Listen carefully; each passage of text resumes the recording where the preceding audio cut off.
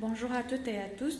Donc, ma communication et notre communication étant mode n'est pas avec moi aujourd'hui, est intitulée Les jeux comme objet discursif sur le genre de la personnalisation à la sérialité. Au XIXe siècle, l'Occident connaît de nombreux changements amorcés avec la révolution industrielle. Urbanisation, alphabétisation, apparition des médias de masse, industrialisation, moyens de transport moderne et montée de la bourgeoisie industrielle. Ces facteurs favorisent alors l'expansion du capitalisme moderne en démultipliant les capacités de production. Or, à la fin du XIXe siècle, la surproduction de biens de consommation menace la croissance des profits des industriels puisque les marchés limités sont alors saturés. Par pallier ce manque de consommation, les forces productives de ces produits, c'est-à-dire les travailleurs, sont alors inclus dans le système marchand en tant que nouveaux consommateurs, en augmentant les salaires, en diminuant les heures de travail et en créant un contexte culturel propice pour la consommation. Stimulée par ce changement de mentalité en grande partie rendu possible par le développement de la publicité moderne et du crédit, la consommation croît désormais au même rythme que la production, celle de masse.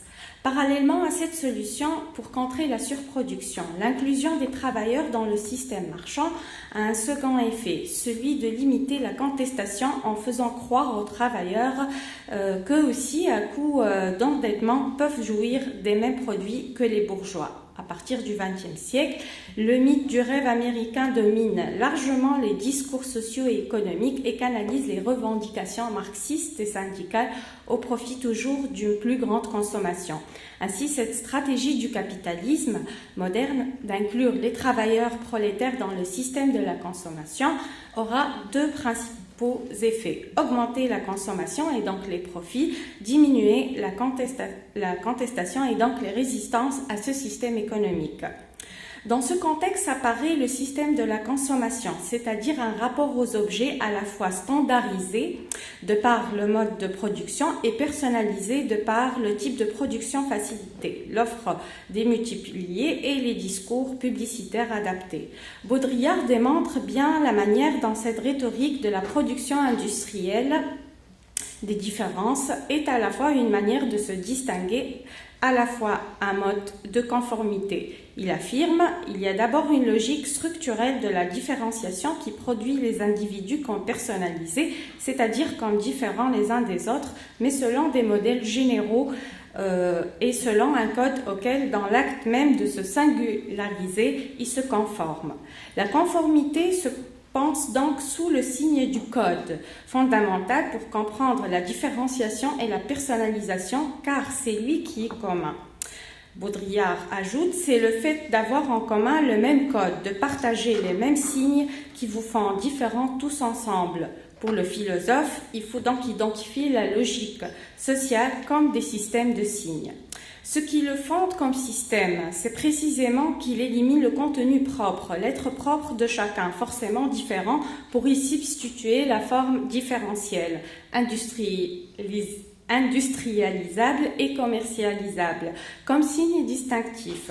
Il élimine toute qualité originale pour ne retenir que le schème distinctif et sa production systématique. À ce niveau, les différences ne sont plus exclusives. Non seulement elles s'appliquent logiquement entre elles dans la combinatoire de la mode, donc comme les couleurs différentes jouent entre elles, mais sociologiquement, c'est l'échange des différences qui scelle l'intégration du groupe. La principale norme du capitalisme, particulièrement du capitalisme postmoderne ou hypermoderne, est celle de la personnalisation, c'est-à-dire une apparente adaptation de la consommation à la personnalité de chacun. Plus encore, Lipovetsky parle du procès de personnalisation pour expliquer un ensemble de tendances sociales menant à une atomisation, voire une fragmentation de plus en plus grande du social, menant vers l'individu et la satisfaction de ses désirs singuliers de consommation. Point de départ à tout processus de socialisation, cet individu devenu hyper-individu croit consommer ce qu'il veut, quand il veut, comme il veut. Le système à la carte représente bien ce procès de personnalisation où le consommateur a l'impression d'avoir une panoplie de choix, mais qui tous se réduisent à un système commun de signes et de normes, celui du capitalisme. La stratégie de la personnalisation est alors celle de la séduction qui s'identifie avec la surmultiplication des choix que rend possible l'abondance, avec la latitude des individus plongés dans un univers transparent, ouvert, offrant de plus en plus d'options et de combinaisons sur mesure, permettant une circulation et une séduction libre. Séduire en diversifiant l'offre pour donner l'apparence de s'adapter aux désirs de chacun et la stratégie du procès de personnalisation. Or, malgré cette liberté individuelle promue, Lipovetsky démontre bien en quoi ces rouages idéologiques largement invisibles aux yeux des individus provoquent en fait un contrôle social total, pour ne pas dire totalitaire. Par exemple, le contrôle social de la femme opère par ce système de signes genrés qui oblige de se conformer à une certaine représentation de la féminité, une standardisation personnalisée de la femme occidentale qui doit être belle, jeune, pulpeuse, etc. Malgré les différences marginales, il y a conformité du modèle. Cette idée de la standardisation personnalisée ou du code propre à la conformité, ça rime parfaitement à la figure de la fille en série développée par la féministe Martine Delvaux.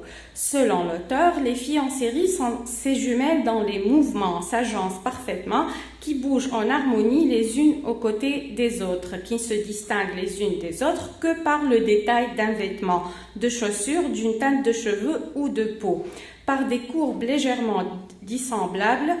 Fille machine, fille image, fille spectacle, fille marchandise, fille ornement. Elles sont l'illusion de la perfection.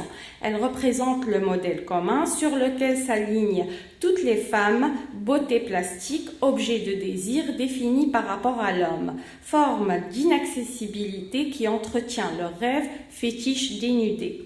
Les filles en série sont en fait basées sur la reproduction mécanique, telles les chaînes de montage du capitalisme moderne. Parlant des danseuses de Crazy Horse et des Tiller Girls, Delvaux affirme en effet que ces filles sont des ornements et elles servent l'ornement en tant que support et représentation de la production capitaliste. Et si le support des ornements, c'est la masse, ces filles figurent une production à la chaîne. Donc, Krakauer développe aussi l'idée de ce parallèle. Les filles en série représentent la rationalité du capitalisme. D'ailleurs, le corps féminin, comme celui du travailleur en usine, est morcelé pour le mettre au service des machines. Le corps machine produit en série et produit en série. Nous pouvons donc retenir que d'un modèle commun largement normé, standardisation, les filles en série présentent de légères différences. Donc, c'est la personnalisation, mais qui les oblige à consommer ou à être consommées également. La sérialité des femmes se pense sur le mode du procès de personnalisation et de la séduction décrit par Lipovetsky, séduire en diversifiant l'offre pour donner l'apparence de s'adapter à la personnalité de chacune, mais toujours à partir d'un code commun rigide. En fait, la sérialité devient ce code commun, le système de conformité sous lequel se déclinent les infirmes différences, une forme différentielle industrialisable et commercialisable comme signe distinctif, pour reprendre les termes de Baudrillard. Les filles en série s'inscrivent en adéquation parfaite avec le système capitaliste. Elles sont comme des objets manufacturés basés sur la reproduction du même et non par une actualisation de la différence. La figure de rhétorique qui est dominante est celle de la répétition. Cette présentation théorique du système de la consommation, Baudrillard de la personnalisation chez Lipovetsky et du modèle de la fille en série chez Delvaux, nous amène à présenter notre première hypothèse. La sérialité est le mode commun d'inclusion de la femme dans le système de la consommation. Le choix d'une paire de chaussures, d'un bijou, d'une coiffure, une couleur de rouge à lèvres, mais sans plus. Ainsi, malgré une apparente reconnaissance et valorisation des différences de chacune. Un modèle commun objectivise la femme. Que disent ces images de corps féminin alignés en rangées, tout pareil et harmonisé, agencés pour faire joli? C'est une façon de leur dicter une place, une façon de les mettre à leur place, affirme Delvaux. Une place au sein du système de la consommation, en ce sens comme avec les travailleurs prolétaires où la consommation a été un moyen de neutraliser la lutte des classes, cette stratégie du capitalisme d'inclure les femmes dans le système de la consommation aura deux principaux effets. Augmenter la consommation et donc diminuer la contestation. En ce sens, Fraser voit juste lorsqu'elle défend l'idée selon laquelle on ne peut penser la femme ou le féminisme hors de son contexte économique capitaliste. La reconnaissance de la femme dans l'espace public est indissociable d'une réflexion sur la redistribution de la richesse, forme de pouvoir pour la prise de parole. Sur cette base, nous avançons alors notre deuxième hypothèse, à savoir que la sérialité est le mode d'inclusion de la femme dans l'espace public. En effet, d'une absence de la femme dans la vie publique, nous sommes passés à la sérialité de la représentation féminine dans l'espace public. Publicité, star system, production culturelle, etc. La femme semble avoir des choix de prise de parole publique, mais qui sont en fait limités et se déclinent principalement sur le mode de la sérialité, soit une répétition au même. Deux principales conséquences sont observables. Un mode de contrôle social qui renvoie sans cesse la femme à l'image de la fille en série et une spatialité en fait limitée différemment de celle de l'homme et plus contrainte. Un lieu où peut s'observer cette idée est celui du jeu, considéré en tant qu'objet, mais également comme espace public. D'abord, il y a la sérialité des avatars, largement documentée par Sarkisian et Manouvrier. Il y a la sérialité des publicités qui apparaît comme évidente tant l'image est reproduite pour toute la consommation, chez Descaries, Lobradou, et il y a également la sérialité dans les événements entourant les jeux, comme chez Lignon. Or, il y a également la sérialité comme rhétorique procédurale au sein même du design de jeu et de la jouabilité, le gameplay. Idée jusqu'ici peu développée. La rhétorique est cet art d'organiser le discours afin de persuader son auditoire avec des stratégies discursives reconnues, basées sur le logos, le pathos et l'éthos. L'émetteur agit sur le récepteur afin de le manipuler. La rhétorique devient d'autant plus puissante lorsqu'elle agit non seulement sur les idées du récepteur, mais aussi sur ses actions. Le récepteur ne fait pas qu'écouter l'émetteur, mais performe donc des processus qui s'inscrivent alors directement dans son comportement. Cette forme de rhétorique appelée procédurale s'inscrit parfaitement dans l'univers du jeu, alors que la structure ludique amène le joueur à interagir avec le jeu. Donc, pour cette raison, les jeux sont des vecteurs privilégiés de messages et d'idéologies, la plupart du temps invisibles aux yeux des joueurs. Autrement dit, les jeux sont des idéologies, la plupart du temps, les jeux sont des vecteurs privilégiés pour dresser les comportements, par exemple, au bénéfice du capitalisme et du sexisme.